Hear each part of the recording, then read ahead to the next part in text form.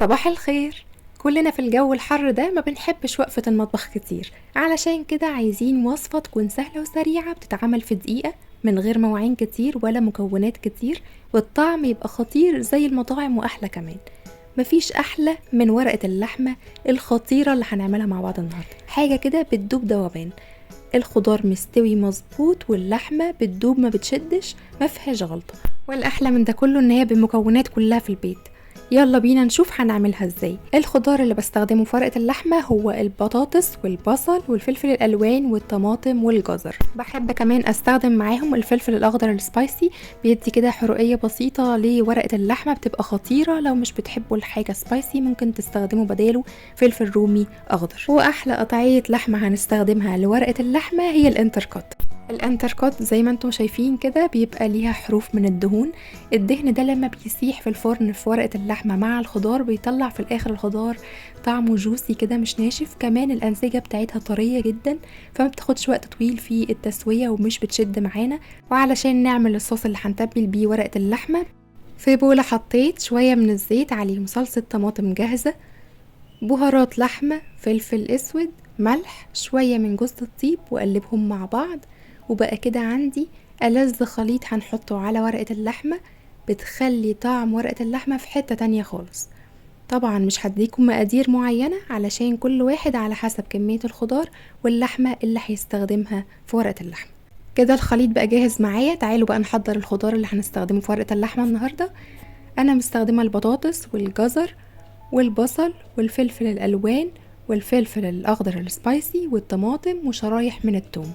استخدموا أنواع الخضار اللي تحبوها والتقطيعة اللي تناسبكم. أهم حاجة يكون سمك الخضار وسط علشان يكون متلائم مع السمك بتاع اللحمة، واللحمة برضو السمك بتاعها وسط، لا رفيعة قوي ولا سميكة قوي.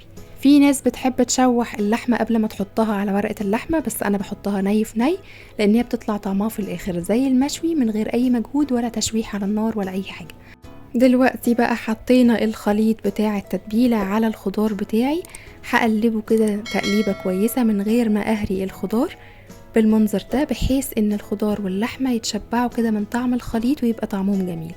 في اللحظة دي بقى مش بنقلهم على طول على الصينية، بسيبهم كده ربع ساعة او تلت ساعة يتشربوا من طعم بعض، بيبقوا احلى بكتير من انا اخدهم على طول على الفرن. في ناس كمان بتحط على ورقة اللحمة ورق عنب كده جواها، بتبقى طعمها جميل برضو. بعد كده بجيب الصينية بتاعتي، اي صينية متوفرة، احط فيها ورقة فويل بالطول ورقة فويل بالعرض وعليهم ورقة زبدة علشان الفويل ما يتفاعلش مع الاكل غلط. وبعد كده بحط عليه الخضار بتاعي بعد ما اتبل حوالي ربع ساعة في الصوص، وحط عليهم كده قطعتين من الدهنة لو متوفر عندك، بيدي كده طعم جوسي اكتر لورقة اللحمة. لو مش متوفر عادي جدا، وكام ورقة لورا كده بتخلي ريحة ورقة اللحمة حلوة، وحط عليهم اللحمة من فوق علشان في الاخر بتبقى احلى بكتير من ان احنا نحطها في نص الخضار، بتبقى طعمها كأنها مشوية.